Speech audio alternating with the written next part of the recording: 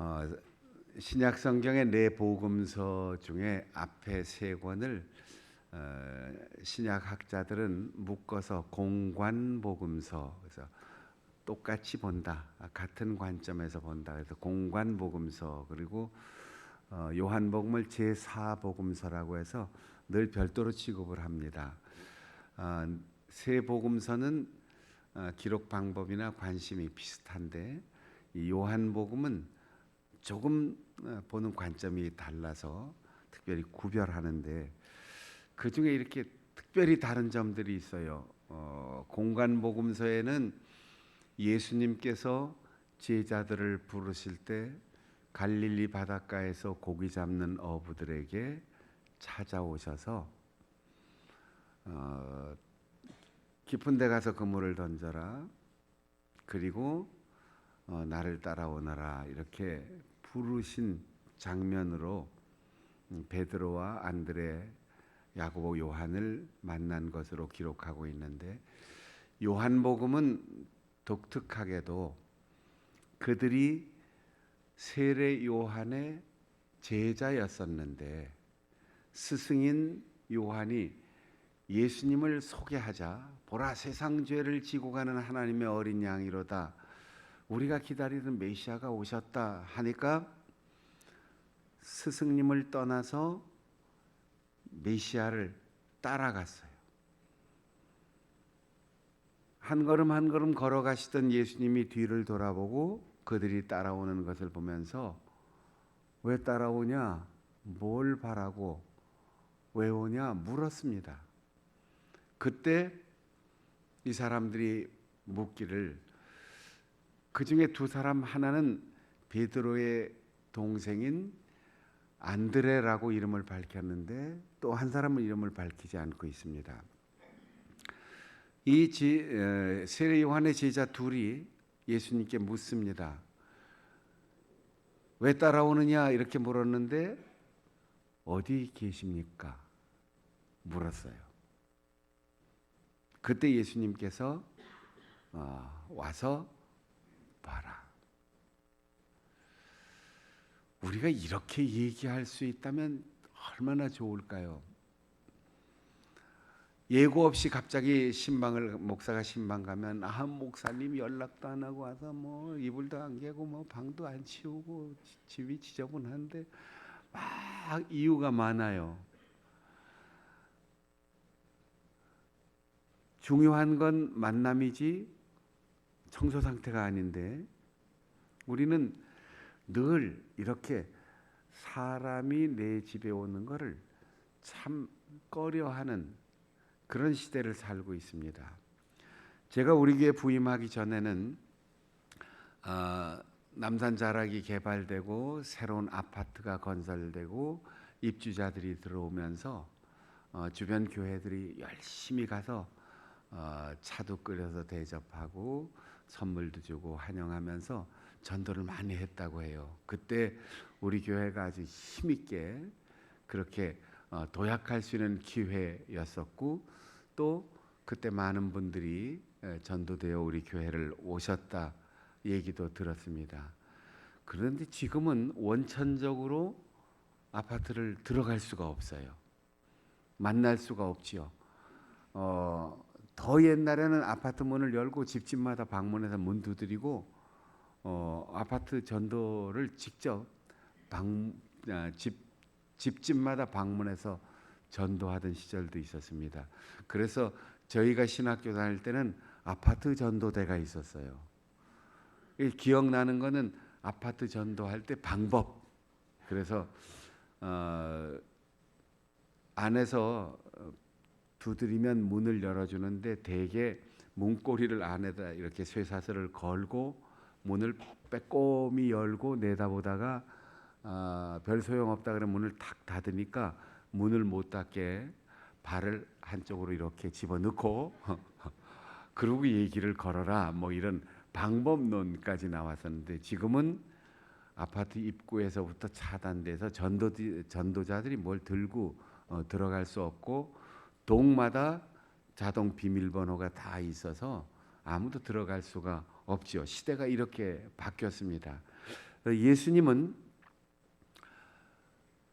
어디에 계십니까? 라고 물었을 때 당신에 대해서 소개하지 않았습니다. 내가 무엇 때문에 어떻게 이 세상에 왔다. 나는 누구다.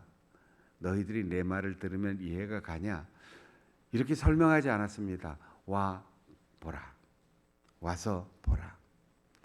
내가 사는 모습을 보고 나와 대화하고 나의 가는 길을 걷고 내가 사람들과 어떻게 만나는지 있는 그대로 다 공개하니까 와서 나와 함께 머물러 있어 봐라.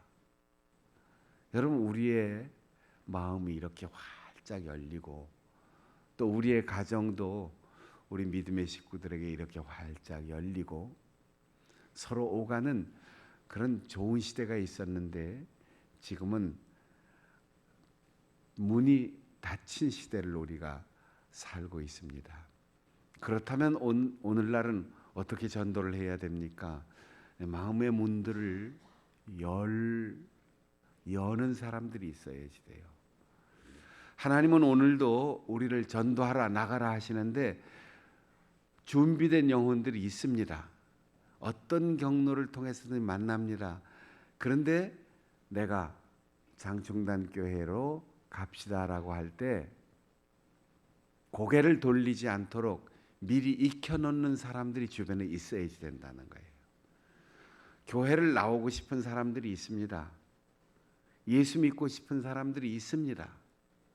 그런데 그 주변에 같이 사는 사람, 먼저 예수 믿은 가족, 형제, 일가, 친척, 동네 사람, 직장에서 저 사람 장충단교회 신자래. 밥맛 없어. 이러면 세상 없이 훈련받고 열심히 있고 기도한 사람이 가서 그 사람에게 전도할 때 너나 잘하세요. 그렇게 얘기한단 말이에요. 제가 뭔지는 모르지만 스마트폰으로 뭘 검색하다가 우연히 짧은 영상을 보게 됐는데 무슨 드라마에 나오는 한 장면인 것 같아요. 어릴 때 학교 폭력으로 피해를 당하고 원한이 가슴에 맺힌 어떤 여자가 학교 선생님이 되어서 자기를 무척 괴롭혔던 괴롭힌 게 아니고 삶을 포기할 만큼 그렇게 폭행을 당했던 그 여자아이의 딸의 담임이 됐어요. 그리고 서서히 복수를 시작하는데 나중에 그렇게 괴롭혔던 그 고등학교 동창 여자애가 막 폭언을 퍼붓습니다. 목사님 딸이더라고요. 그런데 야, 학교 다닐 때 그렇게 해서 미안하다. 그런데 나 말이야, 나는 하나님이 내 기도를 들으시고 내 죄를 다 고백해서 용서받았어. 난 구원받았어. 나는 죽으면 천당 가거든. 이렇게 얘기를 해요. 그러니까 이 주인공이 그래, 너 죽어서 천당 꼭 가라. 그런데 살아있는 동안 죽을 때까지 너는 지옥에서 살 거야. 여러분, 우리가 천국에 갈 것을 확신한다면, 저는 그 장면만 쇼트 올라와 있는 그 제목도 몰라요. 그런데 그걸 보면서 오늘날 우리가 이렇게 사람들의 마음을 닫아놓고 있다면 전도대가 열심히 전도하는 것이 무슨 소용이 있을까? 이런 생각을 해보는 거죠. 내가 우리의 가족들의 마음을 잘 녹여놔야지 되고, 내가 우리 직장에서 함께 일하는 사람들, 부하 직원이든 상사든 동료든,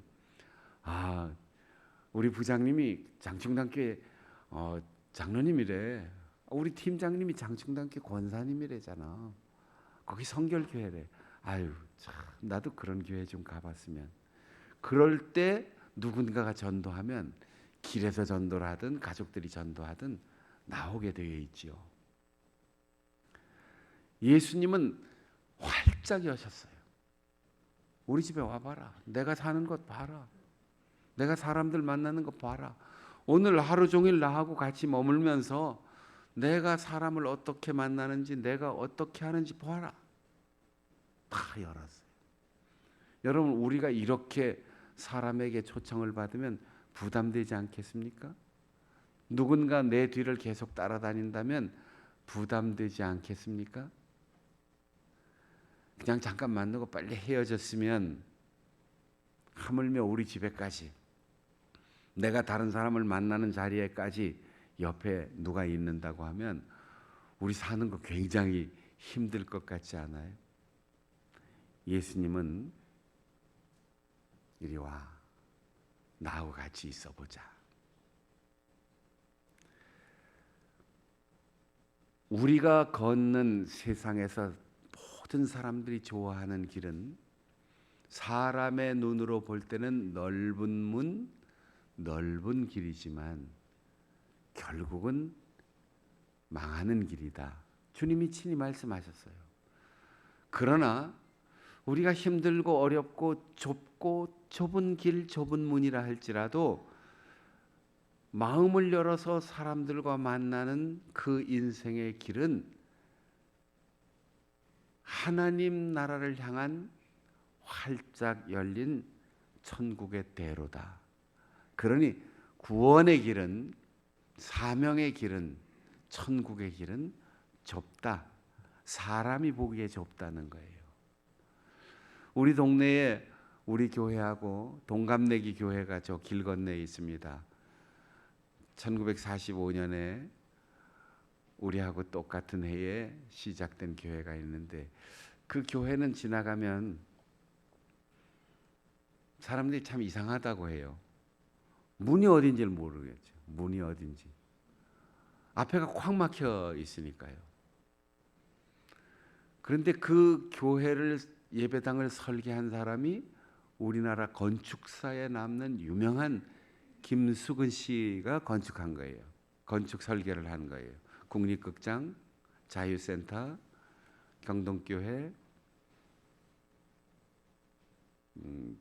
한계령 휴게소, 이런 걸 설계한 분인데, 그분이 담임 목사님의 주문을 받고 예배당을 설계하면서 좁은 문, 좁은 문으로 들어가라라는 말씀을 컨셉으로 교회 예배당을 설계했어요. 그러니까 예배당이 앞에서 보면은 꽉 막혀 있어요. 그리고 옆으로 조그마한 오솔길이 나 있고 좁은 문으로 들어갑니다. 그리고 안에 들어가서 예배를 마치고 돌아서서 세상을 향하여 나갈 때는 큰 문이 활짝 열리는데 그 위에 무수히 많은 별 같은 십자가들이 빛나고 있어요. 옥상에 올라가면 하늘을 향해서 확 열려 있습니다. 말하지 않아도 건축 자체가 메시지를 담고 드나드는 사람에게 좁은 문으로 가라, 좁은 길로 가라, 구원의 길은 좁다, 사명의 길은 좁다, 이걸 알려주는 거죠. 말하지 않아도. 그러나 현대 교회의 대부분은 사람들이 쉽게 들어올 수 있도록 큰 문, 현관이 활짝 열려 있습니다. 현실적으로는 그게 사람들이 많이 모이게 하는 방법이긴 합니다. 그러나 주는 메시지는 건축에 담기지를 못하죠. 예수님께서 따라오라, 와봐라, 이렇게 말씀하신 것처럼 우리들도 순결하고 정직하게 말하는 대로가 아니고 내가 믿고 고백하는 대로 살아서 어느 누구든 내 곁에 있어도 몇 시간을 며칠을 같이 있어도 전혀 부담되지 않는 그런 순수한 만남, 당당한 만남이 여러분 모두의 삶에 가족의 만남, 형제의 만남, 친구의 만남, 직장의 만남, 사회적인 만남이 될 수 있기를 바랍니다. 와보라 하는 그 말 한마디에 그분을 따라가서 한나절을 머물렀습니다. 그리고 안드레가 제일 먼저 한 일은 자기의 형님,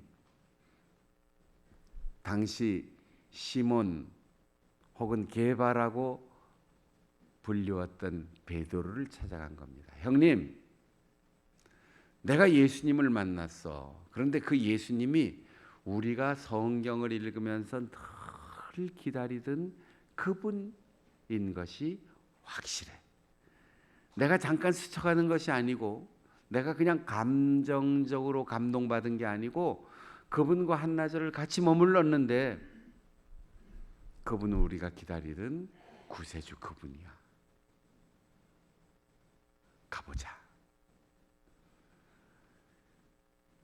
가장 좋은 것은 가장 사랑하는 사람, 가장 가까운 사람에게 먼저 선물하고 싶은 거예요. 우리는 중요한 사람에게 먼저 선물하죠. 뭔가 바라는 것이 있는 사람에게 먼저 선물을 하죠. 그런데 진짜 선물은 가장 사랑하는 사람에게 주는 거예요. 자기가 받은 그 구원의 확신, 메시아와의 만남, 그리고 기다리던 만남의 성취, 이 천국의 기쁜 소식을 가장 사랑하는 형님에게 먼저 전달을 했습니다. 여러분에게도 이런 사랑의 선물이 이번 명절에 가정에 앉아서 윤아무개가 뭐 어쩌고 이아무개가 어쩌고 뭐 김아무개가 어쩌고 이런 얘기 우리가 안 해도 국회에서 다 할 거니까 걱정하지 마시고 나 올 한 해 지내는 동안 지난 한 해 동안 주님이 얼마나 나 사랑해 주셨는지 지옥같이 힘든 이 세상에서 수많은 질병과 사고와 전쟁의 두려움 속에서 핵무기가 날아다니는 이 세상에서 뭐 요즘 또 새삼스럽게 백두산이 폭발한다고 걱정하는 사람들이 있다면서요. 이거 수백 년 동안 있어왔던 전설입니다. 걱정되는 건 자꾸 쟤네들이 핵무기를 지하에서 실험하니까 이거 건드릴까봐 걱정은 되지만 반드시 터진다. 이거 10년 전에도 그랬어요. 반드시 터진다. 중국에서 먼저 예언했다고 하고. 어쨌든 우리가 참 염려가 많은 세상을 살면서 이번 명절에는 우리 식구들이 함께 모여 있을 때 예수님 그분, 주님이 우리에게 주신 그 은혜, 우리가 이 사고도 질병도 많은 이 고통스러운 정말 지옥 같은 세상에서 주일날 교회 가면 거기가 천국이고 사랑하는 우리 가족들 모이면 여기가 낙원이고 그런 교회들이 재구실을 하고 복음적인 삶을 이 세상에 성결의 빛으로 드러낼 때 우리나라가 삼천리반도 금수강산 초막이나 궁궐이나 예수의 이름 십자가가 있는 그곳이 천국이다. 와라 머물러라. 그렇게 당당하게 얘기할 수 있는 우리 성도 여러분들이 될 수 있기를 바랍니다. 우리 지방회에 임직자 교육이 있어서 제가 신길교회의 한 강의를 맡아서 어제 저는 뭐 한 20년 동안 권사교육만 계속 했는데 제 앞에 1시간 하는 사람도 있고 또 저하고 같은 시간대 제 다음 시간대 이렇게 여러 사람들이 교차돼서 오니까 카페에 모여서 차도 마시고 다과도 하면서 서로 대기하고 만나고 인사를 했어요. 제가 일어나면서 이제 거기서 교회로 오는데 대접을 잘 받았습니다. 카페에서 챙겨주는 브런치도 먹고 또 커피도 마시고 요구르트도 마시고 과일도 먹고 하여튼 많이 먹었는데 일어나면서 과일을 아주 예쁘게 잘 다듬어 썰어서 이렇게 통에 담아놨는데 저는 하나 먹었는데 하나 더 들고 나왔습니다. 제가 왜 들고 나왔겠어요? 그게 엄청 비싸서. 늘 뭐 먹는 평범한 과일이지만 여러 사람들이 보는데 아유 주책이야 다 먹고 또 들고 가. 그럴 수도 있지만 제가 그 과일을 이렇게 들고 일어나면서 가지고 갑니다. 저 교회에서 딸하고 만나기로 했어요. 우리 딸 줄 거야. 그러고선 들고 나왔어요. 맛있는 걸 먹으니까 제일 먼저 주고 싶은 사람이 생각이 나는 거죠. 여러분 우리가 예수 그리스도를 만나고 하나님 나라의 소망이 있다면 제일 먼저 걱정하지 말고 체면 보지 말고 두려워하지 말고 안 될 거야 생각하지 말고 전하세요. 먹고 안 먹는 건 본인의 자유지만 나는 전하고 싶어 견딜 수 없는 거죠. 여러분에게 말씀드린 대로 제가 2달 전에 이사를 했습니다. 새로 이사한 집에서 제 아내가 마침 숲이 가까운 곳이어서 창가에다가 조그마한 통을 하나 매달고 보리 또 땅콩 이런 곡식을 담아서 매달아 놨어요. 한 3, 4일 지나니까 까치가 날아옵니다. 또 제법 큰 새도 날아옵니다. 조그만 참새 같은 것도 날아와요. 여하튼 3마리 내지 4마리 정도가 와서 아주 싹싹 비우고 가서 제 아내가 너무 재미있으니까 인터넷으로 주문해서 새집도 하나 샀어요. 그래서 나무로 된 멋진 새집도 창가에 매달고 또 통에다가 물도 따라주고 날아다니는 새는 수십 마리 굉장히 때로 날아다니는데 늘 보니까 그 서너 마리만 와요. 저는 파주에 있는 모든 새가 다 와도 다 줄 수 있어요. 뭐 보리쌀 한 가마니 사면 될 거 아니에요? 그런데 꼭 이 서너 마리 요 녀석들만 옵니다. 그건 저희들 자유니까요. 우리 예수님은 이 세상에 존재하는 모든 이들을 십자가 사랑 안에서 다 구원받도록 예정하셨습니다. 이게 예정이에요. 누구는 버리고 야 너 까치는 먹고 참새는 먹지 마 이런 게 아니에요. 누구든 와서 다 먹어 하고 온 세상 인류를 다 예정하셨습니다. 그런데 그 십자가의 사랑을 믿고 받아들이는 사람만 구원받는 것이고 믿지 않는 사람은 자기의 결정에 의해서 구원받지 못하는 거죠. 예정론을 잘못 한국에서는 이해해서 누구는 하나님이 버리고 누구는 하나님이 구원하시기로 예정하셨다 이렇게 이분법적으로 적용하는 오류가 있는데 예정은 맞는데 다 예정하셨고 믿는 자만 구원을 받게 되어 있어요. 베드로에게 안드레가 말합니다. 가보자. 나는 와보라는 초청에 가서 그분과 함께 머물렀고 형님은 내가 전했으니까 그분께 가자. 여러분 이게 전도의 가장 기본입니다. 따라해 보실까요? 와보라. 와서 보라. 가보자. 가서 보자. 이렇게 하면 되는 거죠. 그런데 전제 조건이 있어요.